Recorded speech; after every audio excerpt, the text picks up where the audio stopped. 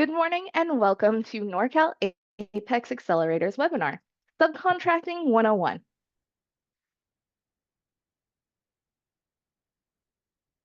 My name is Amanda Anderson. I'm the program coordinator for Norcal APEX Accelerator. And today I'm joined by the fantastic Frank Luna, our procurement specialist at Norcal APEX Accelerator. He has a 25-year career in government contracting and has really established himself as a trusted professional in almost all levels of business. He's certified as a commercial contract manager and a federal contract manager, and has served as an APEX Accelerator procurement specialist for over 6 years. But before I pass it off to Frank for all of the good subcontracting information, I do want to let you know a little bit about Norcal APEX Accelerator and how the APEX Accelerator as a whole can help you with government contracting. So the APEX Accelerator program is a nationwide network of federally funded centers, just like Norcal APEX, that are here to provide education and training to businesses just like yours. Whether you're a small two-person operation or a multi-million-dollar company, we help with anything and everything related to government contracting. And the best part is since all APEX accelerators are funded by the federal government, as well as local and state grants, we're able to offer our assistance and all of our resources at absolutely no cost to you. But what exactly does that assistance look like? Well, at NorCal APEX Accelerator, we're able to offer our assistance to the 15 Northern California counties that you see on your screen. And we offer our services through 3 main pillars. First, our one-on-one counseling, where once you are accepted as a client, you'll be paired with someone on our team just like Frank, who has been in government contracting for years and has the knowledge needed to help you with whatever you're working on. From complicated registrations and initial certifications to helping you review solicitations and put in the best proposal you can on these bids. Even helping with contract compliance after you win your first contract. Our one-on-one counseling and our procurement specialists are truly in your corner to help you succeed in government contracting. Another fantastic service that is available to all of our clients is our custom bid matching software. Now, this is a software that we actually pay for as a program because we want to offer it to you at absolutely no cost. And what this does is it allows you to sit down with your procurement specialist and determine the criteria that you're looking for in a solicitation. Maybe you can only perform services in a certain geographic location, or maybe you can only ship to a certain region. Or perhaps you're working on something truly innovative, and that product name or that innovation would be a key term you're looking for in solicitations. Your counselor can sit down with you and help you define all of these criteria. And then we put it into this software, which scrapes federal, state, and local procurement sites for relevant opportunities based on that criteria. And the best part, it emails those opportunities directly to you. And finally, one of my favorite pillars of assistance is one you're actually taking advantage of right now. We put on many virtual and in-person trainings throughout the calendar year, covering a variety of topics like today's in Subcontracting 101 to maybe Defense Contracting 101 if you're looking to pivot into that federal sphere. Or maybe you're a little bit new and unsure if government contracting is really a good fit for your business. We do introductory webinars covering the process of government contracting, the certifications that are available, and much more. On top of that, we have a robust website of links and resources that you can explore at any time. And the best part is all of these are absolutely free, no matter where you are in the country. You can access our webpage and the recordings of our past webinar events from our website. So if you haven't had a chance to connect with your local APEX Accelerator, please do so. And if you would like to check out our resources and our webinars, please continue to do so. The APEX Accelerator program as a whole, as well as our center, are truly here to help you with government contracting. It can be a very daunting process to get into, but you don't have to go it alone. And remember, all of our services are at absolutely no cost to you, so there's nothing to lose. And with that, I will go ahead and pass it off to Frank for the presentation. Well, thank you so much, Amanda. Everybody can hear me okay? Excellent. Well, thank you again for joining us today. And we're going to have a workshop that covers, again, Subcontracting Basics 101. And again, my name is Frank Luna, and I'm a contract professional that has been assisting clients in becoming contract ready, is what I call contract ready. I do have the pleasure of working with a great team of colleagues that are all professionals in this arena. And we do have access, of course, across the nation for about 300 other colleagues. It's a niche field that we provide training and assistance in. So there's not a lot of us out there. And so the free service that we provide is definitely recommended. Again, I've been at this for quite some time, and I've probably made every mistake that you can think of. And before Apex was around, or PTAC, I did not have the resources to fall back on and guide me. Okay, so but what we're going to cover today, we'll get started. Again, we're going to cover high level. We're not going to get too much into the weeds. If you do want to get into the weeds, definitely requires a one-on-one counseling. First and foremost, some training disclosures. The information provided herein is accurate to the best of our presenters' ability at the time of this presentation. Some or all of these provisions mentioned herein could be or may have changed by the current administration without prior notice. And as you can understand, the speed of the current administration, we have to stay on top of current regulation changes, executive orders, to best communicate these channels for you to penetrate government. So the agenda for today is we're going to cover what are the basics of subcontracting. We're also going to cover where do you find these bid opportunities to compete for. And I want to stress compete. These are all competitive opportunities for small businesses that are going to be awarded based on your overall value and capabilities.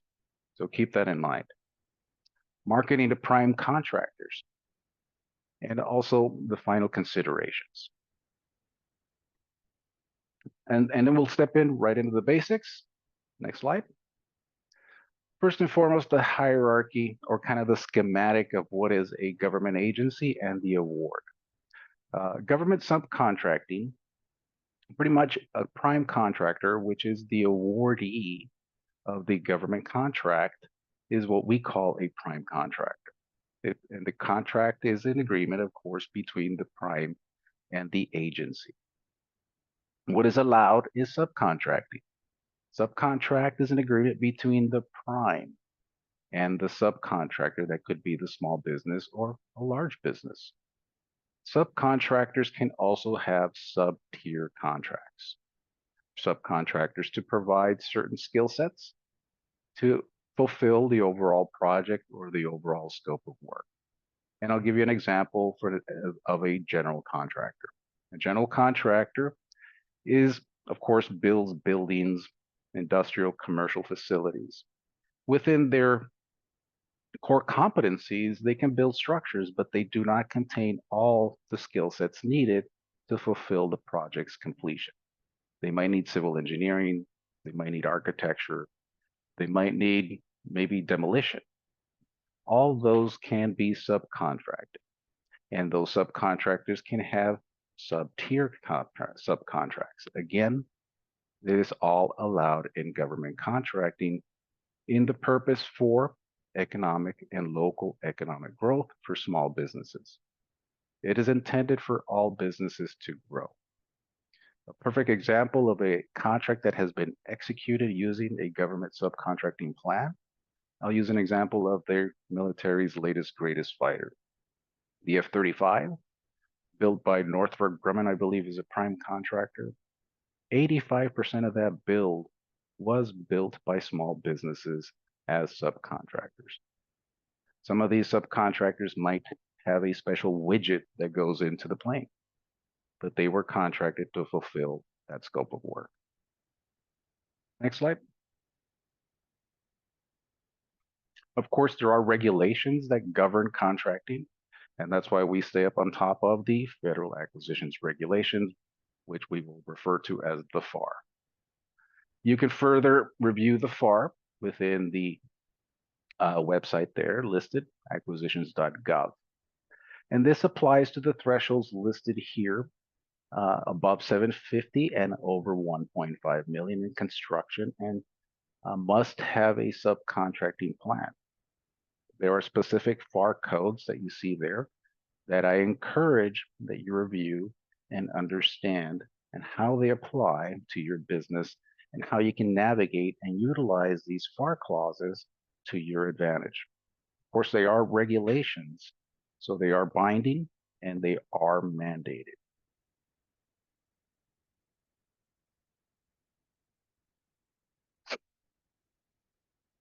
The state of California, there are also two sets of government. We have state and federal.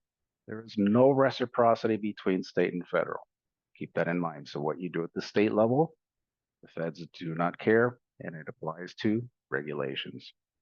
The state uses the Uniform Commercial Code, and they have what we call a commercial useful function clause that is embedded in every contract that meets the criteria. And that defines the prime contractor that they have to use subcontractors. But again, the subcontractor and the prime have to execute all these bullets. They have to be able to perform the work themselves. These subcontracting clauses and FAR regulations are there and are in place to prevent what we call contract pass-throughs. Contract pass-throughs are not allowed in government. And what is a contract pass-through? It is where a prime contractor passes the contract to a subcontractor for 100% fulfillment of the scope of work. That does not create economic development or economic impact at the local level. So these regulations are in place to help businesses grow, add infrastructure, add personnel. These are also to protect the prime contract and the small businesses to ensure that they also can compete for these projects. Next slide. Within these contracts, there is a local subcontracting plan that is included. The local subcontracting plan can include what we call a scope letter, and it does include a DBE, disadvantaged business enterprise, good faith effort of the prime contractor to solicit contractors that meet the criteria. Next slide. And yes, the subcontracting plan must be documented. Some subcontracting plans must be submitted at the time of bid, at the bid submission.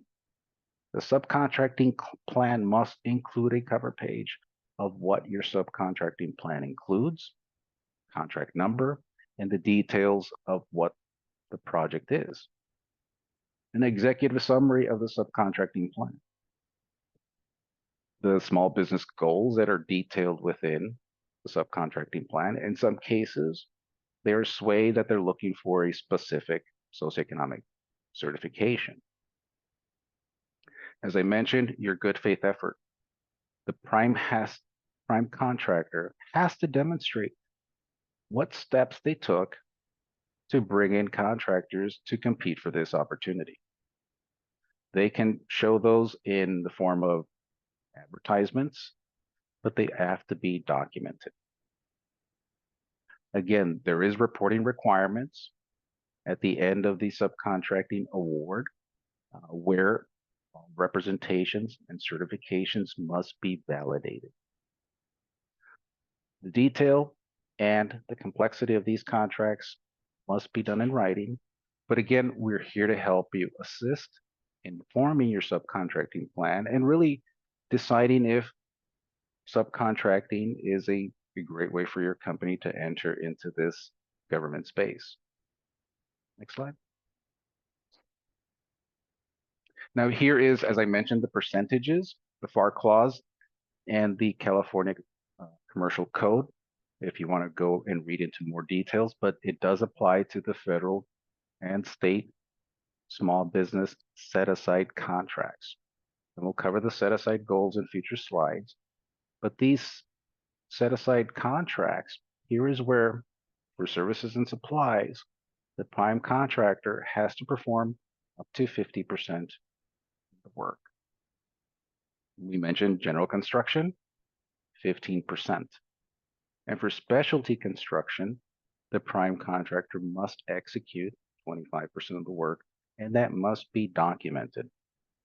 Next slide. And here are the procurement goals at both the federal level and the state level. There are different procurement goals, and they are different certifications that are honored at each sector of government. The federal government has 5 socioeconomic certifications that a small business can apply for. The Small Business Administration is who governs and administrates the certification, and the application platform is listed. We can assist in the application through any of these certifications. The federal government in total allocates 23% of the federal spend for small businesses, 5% of that 23% to WOSBs, which are women-owned small businesses. And yes, acronyms will be your next language if you are stepping into this sector of government. 3% of prime contracts for hub zones. Hub zones are historically underutilized business zones that are determined by the federal government. 3% for SDVOSBs, which are service-disabled, veteran-owned small businesses, and 5% for SDVs, which are small disadvantaged businesses. With the exception of the 8A program, which is a specific disadvantage program that the SBA certifies, you can self-certify these socioeconomic classes in SAM. And this applies for subcontracting goals, but does not apply for you to compete directly for the set-aside contracts. Now in the state, 25% of the spend is allocated to small businesses and micro small businesses, and 5% to DVBEs, disadvantaged veteran business enterprises. Now the other socioeconomic classes are not represented due to the Proposition 209 that handles any discrimination based on race, ethnicity, and so forth. Next slide.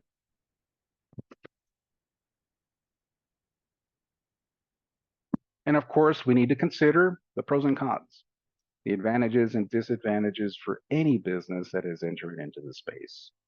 Now, in my perspective, in my experience, if you're new to government contracting and you are ready, of course, contract ready, you have executed projects, you have an established business, you know what your capacity is, the advantages are that you can test the waters and gain experience and see what the flow of the contract process is with government, specifically with prime contractors.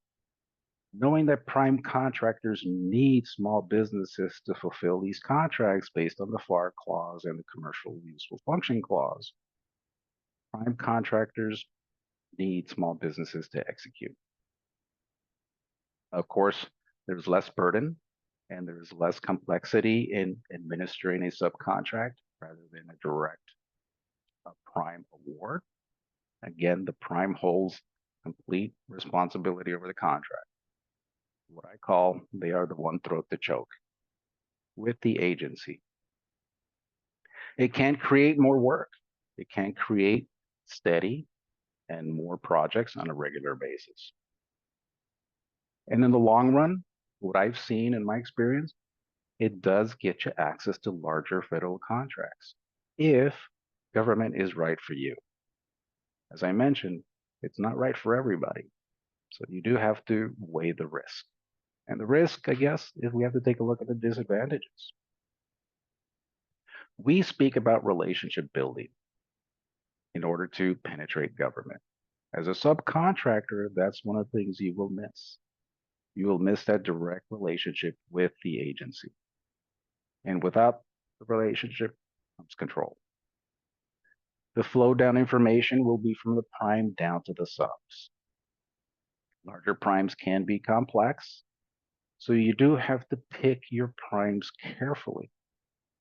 In other words, you're applying for a job and you want to make sure that your employee is going to be right for you, for your business. More importantly, that they pay you on time. That's a big thing that I see is overlooked with subcontracting agreements or subcontracting contracts.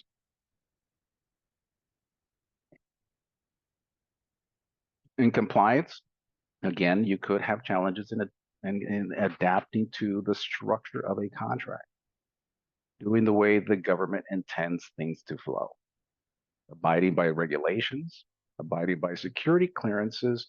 You might just think that it might be too difficult.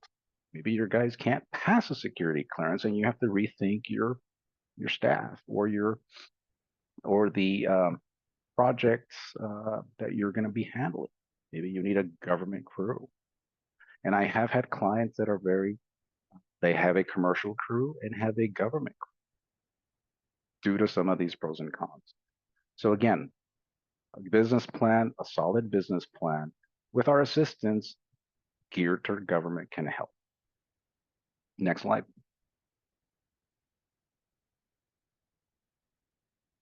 And the fun part, locating opportunities. Where do you find the work?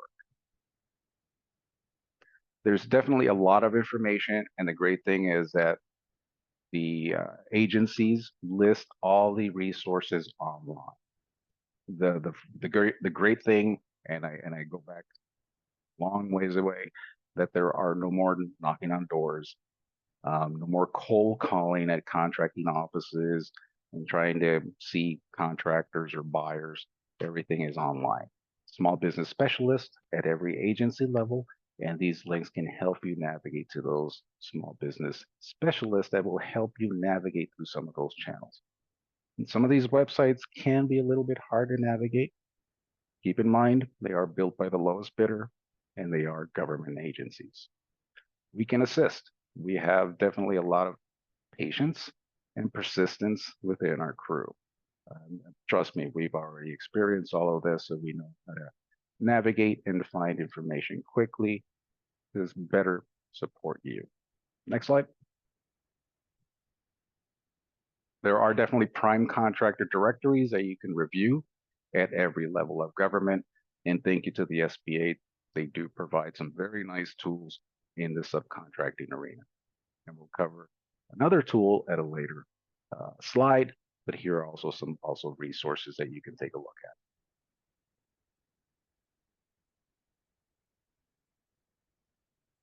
Some of the common prime contractors in our area. And as you can see, as you drive down our areas, you see some of these contractor signs. Of course, if you've driven down any freeway, you see granite all over the place. They are pretty much geared towards infrastructure, but not only construction. Keep in mind there's technology prime contractors out there like General Dynamics, L3, Northrop Grumman, as well have prime contractor opportunities.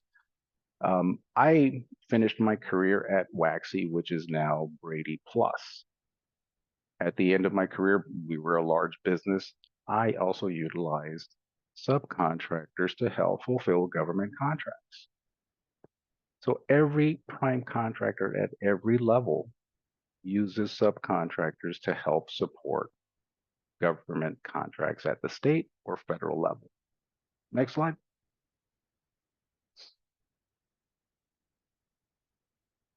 Now, the same as government, there is a registration process at the prime level. The primes will vet you out, just like government. Again, they have to fulfill on government contracts, so their requirements will be the same. You do not need to have a SAM registration to work with the primes, but it is strongly encouraged. Special trades do need to show that they can execute the scope of work. They will need to upload their proof of certifications if they are certified either in the federal sector by the SBA or if they are certified by the state or local sectors. They will have to upload their certs. I do recommend that you work with their SBLOs. Every prime contractor, federal contractor should have a small business liaison that will help you navigate through their channels and how to engage with them. We can assist definitely and help you register, but this is a commercial client as well. So you need to understand that this is the commercial sector and some of this will have to be executed on your own. Well, all the work does have to be executed by the small business, but our focus is government agencies. Next slide. Again, as I mentioned, the SBA does provide some great tools, and they have put together what we call the SBA subnet. Link is listed above. And this site is a marketing tool that prime contractors use to solicit subcontractors in their region. Of course, we've selected California, but you can work as a federal contractor. You can work anywhere in the nation as long as you can execute the work and fulfill the subcontracting requirements that are required. Next slide. When you step into this website, you get a detailed list of all the contracts and the prime contractors that are soliciting subs to compete for these opportunities. You can search by NAICS code, the NAICS code, which is the North American Industry Classification Code that identifies the core competency of your firm, and search and click on any of these opportunities to step into them and view what they're looking for. Next slide. And here, as we step into one of these opportunities, you get full prime contact information for you to market yourself and compete for this opportunity. You get a description of the project, the NAICS code that it is marketed under, where you can follow up and also build your resume to this prime around this information. Next slide. There are other opportunities out there, other websites where you can find procurement forecast opportunities. Acquisitions.gov is a place also where you can review the federal acquisitions regulations. But more importantly, you want to step into procurement forecasts. You want to see what is on the horizon. What has the government already put on the books, allocated funds for projects that are maybe coming up. And this is what I call where you can pre-bid sell your company to perform on these projects. It is best to be prepared for the project once it is released than to be reactive to a posting of an RFP. Next slide. This site contains a wealth of information for any small business. It contains, of course, the forecasting, the procurement forecast by quarter, by agency. It contains some small business information by agency, business opportunities, a vendor communication plan. Very important because, again, we're not cold calling the government. We are following their, what I call, rules of engagement. The rules of engagement, if you're introducing yourself, is to go through the small business liaison and find out what they buy. Who buys the products and services that you can provide to government? And you work through the liaisons You work through the vendor communication plan and those access points to build, as I mentioned, a pre-bid strategy.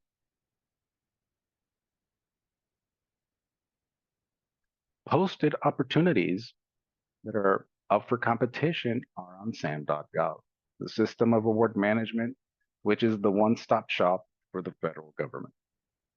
This is the site where you will look for contract opportunities. In the 3 bullets that we try and focus on are multiple award schedules, mass contracts, and California has them as well. We'll look at those. Pre-solicitations, solicitations before they actually come out to competition. It's a market study to get market intel and also to get insight before the actual solicitation or the scope of work is defined and put out to competition. Combined synopsis and solicitations as well are great opportunities for you to look for opportunities to compete for. Contract data has been moved to the Federal Procurement Data System. It was located as of last week. It has been moved. As we mentioned, the speed of government does change, sometimes without notice, most of the time without notice. But there are sites where you can review market intel and historical data where you can conduct in-depth market research. Now use a phrase and you'll see the phrase, follow the money. You have to see where the government spends on the products and services that you would like to compete for. And that is done through market research and looking at a historical award data. The Freedom of Information Act, FOIA, allows us to see where the government spends our tax dollars. And we can review for specific categories of spend and categories of services or supplies where and who they procured that one specific event.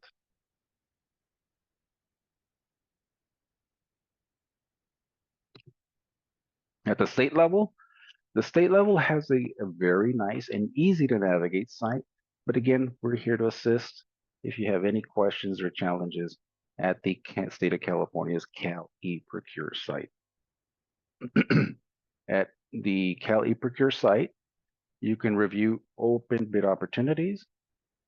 But more importantly, within this same site, you can review prime subcontractor ads, and you as a subcontractor can also post an ad. And we've highlighted there the view vendor ads where you can see companies that have listed their support or their abilities to compete for this opportunity. This allows you to market and showcase your firm for this specific opportunity.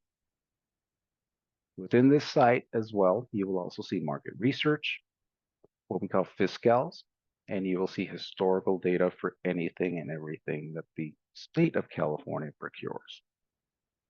You can also find a list of small business advocates by sub-agency within the state. Keep in mind, the state is now the 5th largest economy and has a ton of sub-agencies within the state. An example of some of the sub-agencies are the CHP, California Highway Patrol, Department of Motor Vehicles, Caltrans, Cal Fire. Those are some of the agencies, sub-agencies for the state. Next slide.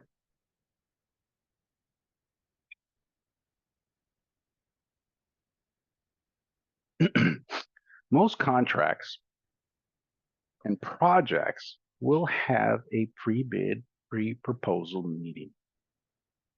These meetings are held by government to discuss the project requirements and answer any and all questions that might be submitted by the attendees. When you should go? You should definitely be the Walmart greeter. Every attendee can be a possible partner or a possible competitor. So you want to understand what the competitive landscape is for that specific project. You want to make sure that you understand the project and you obtain a copy of the sign-in sheet so you can follow up if there is a possible partnership or a prime subcontractor agreement for this specific project. It helps you understand what the agency is looking for, what the competitive landscape is, and also understand any or get clarity in the specific project. It's like there are definitely benefits to attending a pre-bid proposal meeting, and in some of these cases, they are mandatory. So understand and read clearly through all the bid postings, bid descriptions, and the bid documents to ensure that these pre-bid meetings are either mandatory or non-mandatory. But they do improve the contractor's preparedness.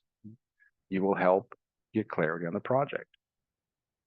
You'll reduce your errors again by understanding and having your questions answered. Improve project delivery. Reduce delays, and that is the biggest hurdle that agencies overcome is delays from what we hear. Contractor and subcontractor delays are kind of the thorn in the prime's side. Again, networking, increased relationship building with primes and possible partners and other subcontractors. We preach relationship building because the facts have stated that nobody will hire a firm that the agency is not familiar with or does not have a relationship with. This is kind of where you have to ask yourself, would you hire your firm for this project if they don't know you? If they don't know your capacity or your capabilities and have not introduced your firm for this project. It's very hard to hire somebody that they don't know. Next slide. Now, the bidding tips and best practices. Again, we're preaching relationships, and you want to attend as many bid openings, networking events ahead of time. That way, when your bid, your scope letter, or your capability comes across their desk, there's a familiarity. You've already done the introduction, and you want to make sure that you showcase your qualifications. You want to tailor your resume for the project. And for any job that you're applying, you want to be specific to that specific project. Pricing has to be competitive but profitable. Again, you're in this to diversify your company and to grow into the sector. Government is only the biggest customer in the world, and everybody has a life in government. Again, contract awards are based on best value. Some of the lowest prices are not the lowest, are the best awards. The best value that you can provide and the best possibility to execute the scope of work, it will be awarded. The market research, with adequate market research, you will know your end customer. When you're bidding on a project, you're going to know that that end user, that agency has procured that one specific product or service for so many events over the last few years. You want to know what their budgets are moving forward. You want to know your clients. Next slide.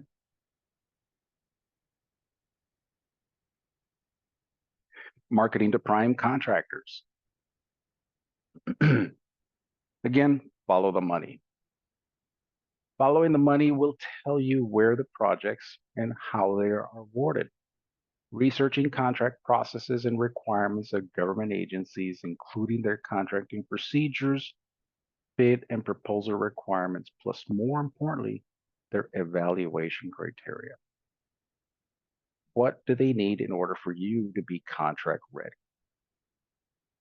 And you'll hear as advisors, when you speak to advisors on one-on-one, what is missing to be contract ready, and if you're contract ready or not, and what are the next steps in order to paint a path to success for an award. Of course, analyzing the competitive landscape, including the number of potential bidders and their experience and capabilities.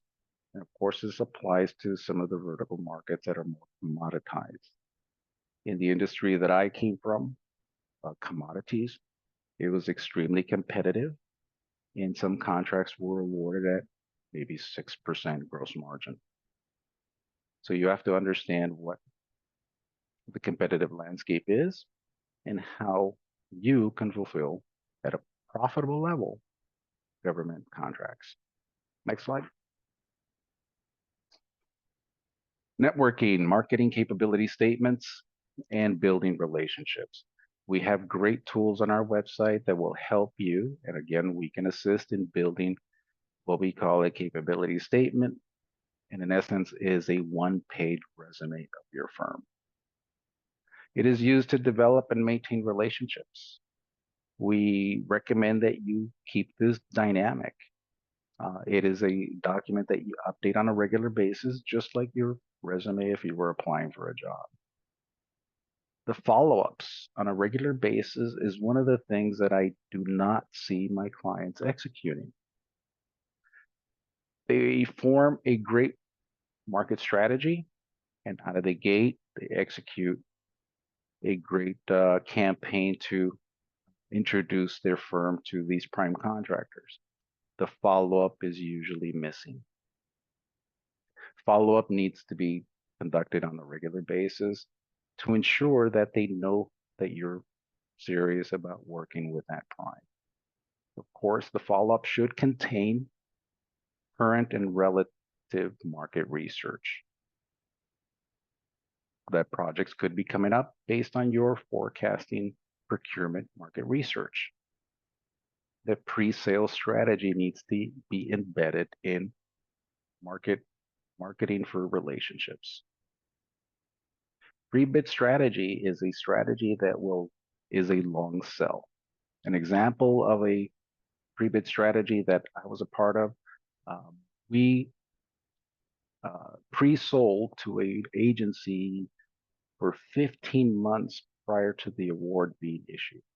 It was a 3-year contract for services and supplies, and we knew the contract would be up in 15 months, and we began to showcase products, discuss the current incumbents' fulfillment of the contract, and work towards positioning our firm for when the contract is up for competition, we can compete adequately and knowing everything with the contract with ease.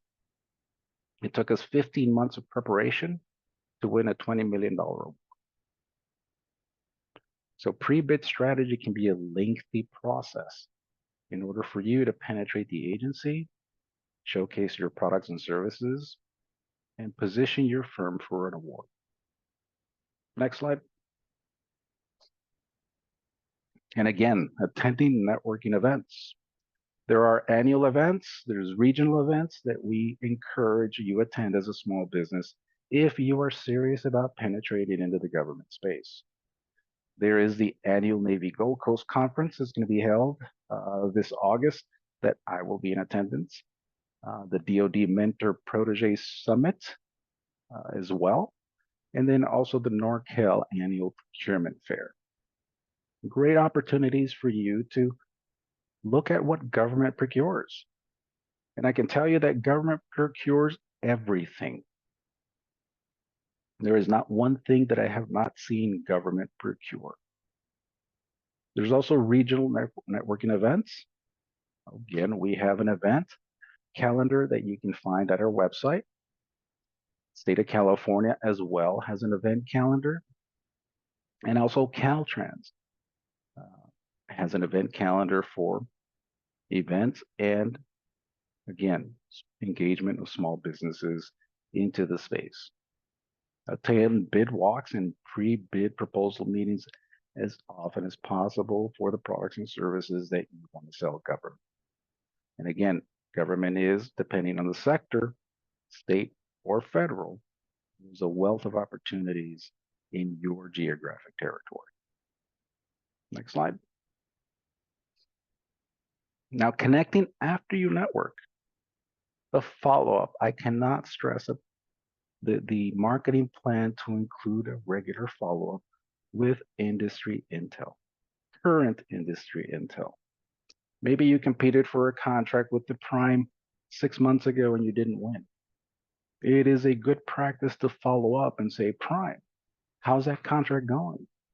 How is the incumbent that was not awarded doing? In some cases, you could actually fall onto some work where maybe the incumbent is not fulfilling on the contract execution. That has happened to myself where I wasn't the awardee, and on a follow up, you do gather the intel that the incumbent might not be performing.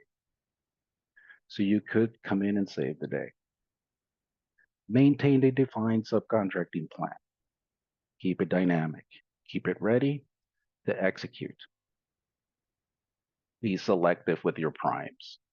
As I mentioned, you want to pick your partners closely. You want to make sure that your subcontracting plan includes all the key components to ensure profitability of the project for your firm. And we can assist in reviewing subcontracting plans. We cannot help you write them, but we can assist. Capability statements, scope letters, pointed marketing campaigns. Excuse me. Getting a little dry here, but a pointed marketing campaign means that specific to your industry, specific to your geographic footprint, you want to look at the agencies that procure your products and services. That's what I mean by a pointed marketing campaign. Final considerations are subcontracting agreements. Cannot stress enough a carefully written to cover the issues to include, again, confidentiality and protection of data. We're approaching the cybersecurity age as well.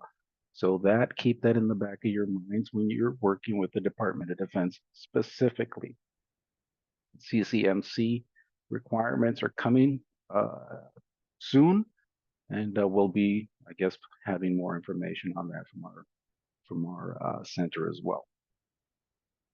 So the obligations again of the prime and the subs, scope of work, and deadlines.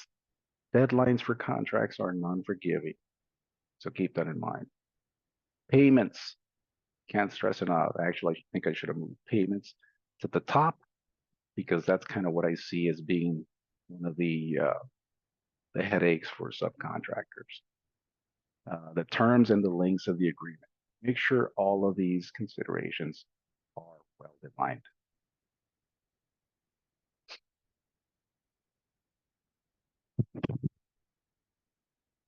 And the final considerations to include subcontractor responsibilities. Again, you have to be responsible. There is a risk that you are assessing when you're signing on the dotted line.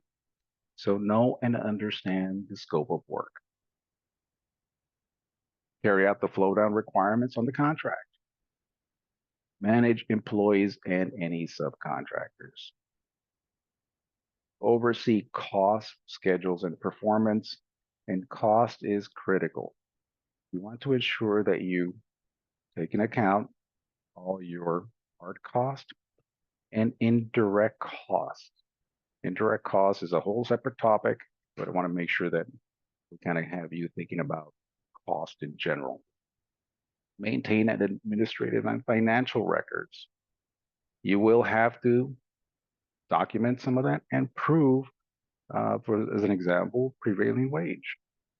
You will have to prove that you paid your employees accordingly based on the prevailing wage that was assigned for that specific contract, either at the state level or at the federal level. And again, you will have to prove that you paid your subs on time. All that reporting is key and critical. You will have to, at one point, show that your compliance to the contract was met. Next slide. And as I mentioned before, the common mistakes is knowing your true cost, increases and contingencies that might come in to erode your profitability. As an example, as a supplier for commodities, The contract that I was awarded at one point for 6% was a $2 million award to supply Department of Corrections. The year contract, by the end of the life of the contract, that 6% had eroded down to 2 due to increases. So when you're looking at contracts, your cost is critical and also incremental cost if it is a contract over time. Mistakes, lack of documentation. Some of these contracts are multi-year contracts. At the year 2, if there's a pricing discrepancy and you want to go back to your manufacturers or what was the price, did you have an escalator on that price and you're lacking the documentation, you get to eat that price. Again, it has happened to myself, where you sell to government prices at a loss due to lack of documentation. Not accepting responsibility for your team. Yes, you have to be honest with yourself. If you make a mistake, own it, fix it, learn from it, and move on. It is okay to make mistakes. Mistakes that are covered up in contracting are not okay. You will get a score for completion in the federal government, and that score can weigh against you, again, depending on your fulfillment. Dispute resolution, again, handle those as soon as possible. And the main, or the last one that I see is contractors just not asking the questions. Am I responsible for X project? Am I responsible for this part? Not asking the specific questions for clarity are also the common mistakes that I see with government contracting and small businesses. Again, we're here to assist throughout the process, and I can't stress enough that you do seek the advice or the support of APEX and any of our agencies that partner up with us for resource. And the final advice, get everything in writing. And it does, I can't stress enough writing. I have even written down things on a napkin when negotiating with vendors and have definitely held them to account. Use a contract plan. I can't stress enough. Scheduling tools. We've used Gantt charts as well for project management. You want to ensure that all costs, direct, indirect, soft costs, material increases over time, fuel increases over time, as we're about to experience another huge fuel increase. Those need to be included in your execution of the project. Deadlines, as I stated before, are non-forgiving. You miss a bid deadline, you miss a mandatory bid meeting, and you cannot compete for that project. Develop plans for possible contingencies that might arise throughout the execution of that project. You want to have a plan B in order to continue to execute the scope of work that you've been awarded. In the document retention, you want to make sure you create a file for each project, a protected file. If you are working with FCI and UCI, which is federal classified information, for those tech firms out there. But you want to make sure that you start incorporating your cybersecurity protocols. Connect again. You have free resources. You have APEX Accelerator and a wealth of information at our disposal. And then you also have the Small Business Development Center that can assist with startups, marketing plans, and getting your company off the ground.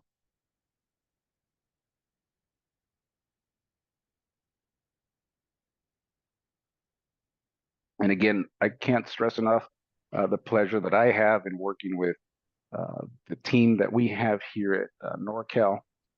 We have a great source of information and expertise that I can tap on their shoulders at any time. So if I don't have the answer, guarantee that one of my colleagues will. Our website is there for you to register as a client, and I do recommend that you begin to establish and build your government business plan in support of APEX. Fantastic. And like Frank was saying, we truly do want to see you succeed. So even if you may not be within our service area, remember we are a nationwide network of over 96 centers that are funded to help you with government contracting. So if you haven't, I definitely recommend signing up with your local Apex Accelerator. And we are running a bit short on time, but we do have some fantastic trainings coming up next month, as well as I am getting a bunch of federally focused trainings on our event calendar within the next week or so. So please do check those out. But I wanted to make sure we got to some Q&A before we go. Jamin was wondering, where do you find pre-bid, pre-proposal meeting events? Where are those posted?